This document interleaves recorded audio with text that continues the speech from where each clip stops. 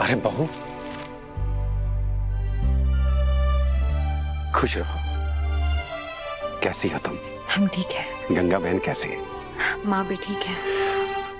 अरे कुसुम, कुशल्या, अरे देखो बहू आ गई।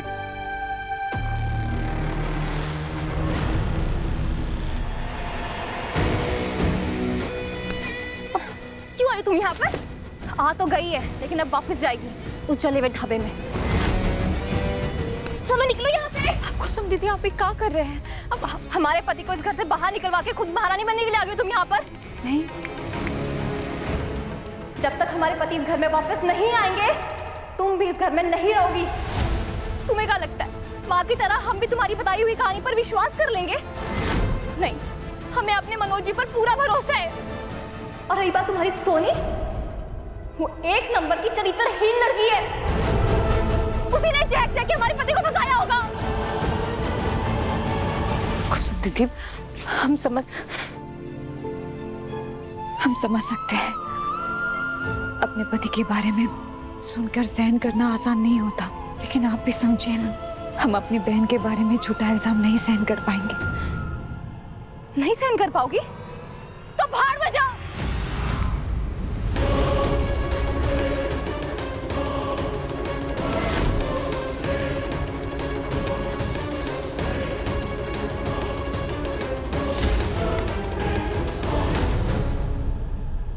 खबरदार, अगर हमारी बहू के साथ बदतमीजी की तो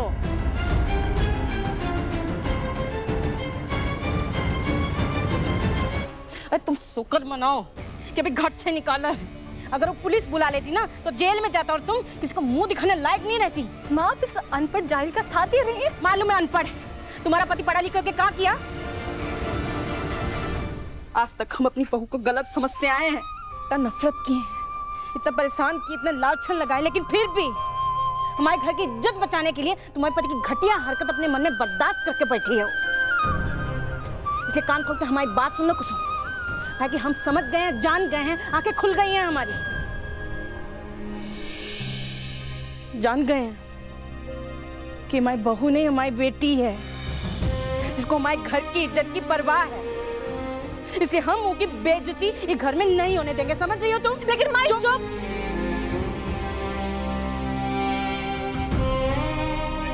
खुद परेशान किया ना तुमको बहू, अब हमारी बारी है प्रायश्चित करने की।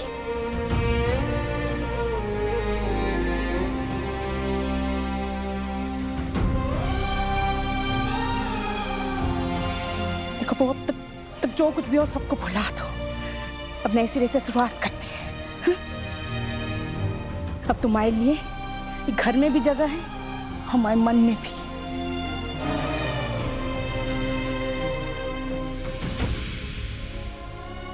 उस घटना की वजह से क्या सच में माँ जी बदल गई है? जमानत मुश्किल लग रही है।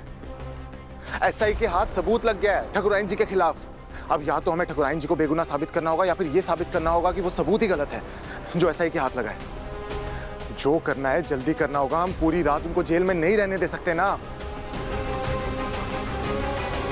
गंगा माई कमजोरी में इतना चलना ठीक नहीं, आप बैठ जाएगी, थक जाएंगे आप। कमजोर तो तुमने हमको बना दिया है सिद्धू, अपनी माँ को भी कमजोर बना दिया तुमने, जबकि बेटा तो माँ की ताकत होता है। कुछ नहीं समझना है हमको।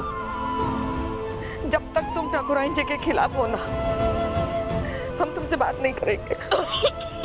अच्छा ठीक है, बात मत कीजिए, बैठ जाइए, बैठ जाइए। ये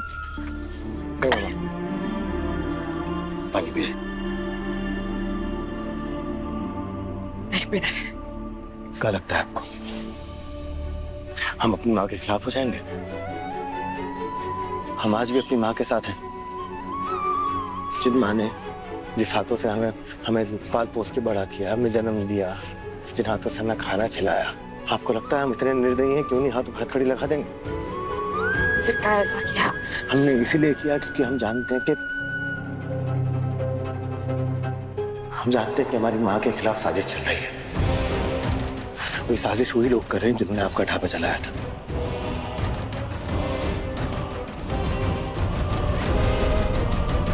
तुम्हारी तो निकल पड़ी। कम से कम 2 तोला का होगा।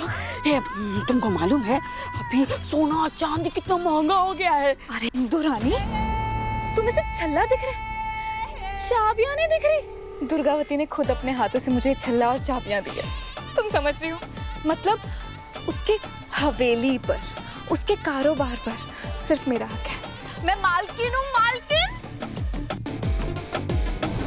साड़ी पहन लेने से और कमर में छल्ला लटका लेने से तुम दुर्गावती नहीं बन जाओगी। जैसे वो जेल से निकलेगी ना 2 मिनट में तुम फिर से उसकी मामान बन जाओगी। चिंता मत करो, हम एकदम व्यवस्था कर लिए, जल्दी से बाहर निकलेगी नहीं। फिर भी देखो, तुमको जो इतना बढ़िया मौका मिला है ना दुर्गावती के कुर्सी पे बैठने का, इसका तरीके से इस्तेमाल करो। हमारे साथ मिलके इतना पैसा सरका लो कि कल को भगवान ना करे वो दरियलवा तुमको ना भी मिले ना, तुम्हारे पास इतना ज्यादा पैसा हो कि तुम अपना जिंदगी मजे में गुजार सको।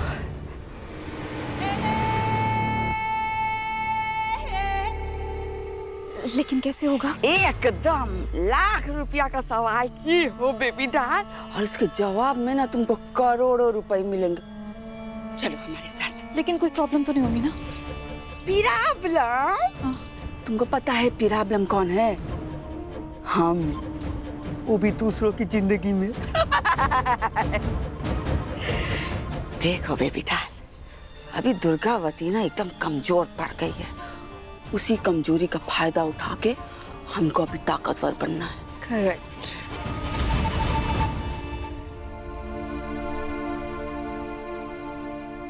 गंगा मैया, हमारी बात सुनिए।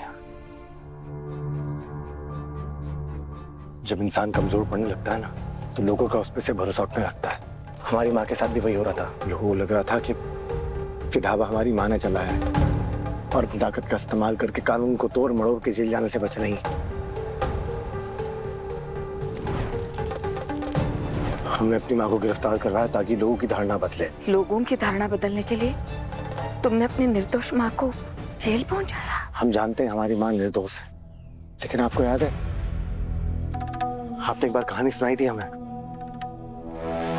सागर मंथन में जो विष निकला था ना, वो तो शिवजी ने पी लिया ताकि वो किसी गलत हाथों में ना लगे। हमारी माँ को गिरफ्तार करवा के हमने भी शिवजी की तरह विष पिया है ना। हमारी माँ का जेल जाना इस बात का सबूत है कि हमारी माँ निर्दोष है। इसीलिए हमने नानी को रोका पुलिस चौकी में उनकी जमानत कराने से। अब जब हमारी माँ कानूनी तौर पे जमानत लेके बाहर आएंगी तो किसी की हिम्मत नहीं होगी हमारी माँ से सवाल करने की या उनकी तरफ आंख उठा के देखने की। सबसे बड़ी बात स्नेहा जी को इंसानों से ज्यादा न्याय प्रणाली पर भरोसा है ना। जब उनकी आंखों के सामने हमारी माँ कानूनी तौर पे जमानत लेके बाहर आएगी तो उन्हें एहसास होगा कि हमारी माँ ने अपनी दोस्त की पीठ में छुरा नहीं खोपा है। इसलिए हमने पर्दे के पीछे रह के शेखर जीजा को भेजा हमारी माँ के पास, उनका वकील बनकर, ताकि वो उनका मुकदमा लड़े पूरी ईमानदारी के साथ। और हमें शेखर जीजा की ईमानदारी काबिलियत पे पूरा भरोसा है। और आप देखिएगा उनके साथ मिलकर हम इन कसूरवारों को ढूंढ के रहेंगे जिन्होंने आपका ढाबा चलाया है। और हम वादा करते हैं हमारी एक माँ को निर्दोष साबित करके रहेंगे और दूसरी माँ को इंसाफ दिला के रहेंगे।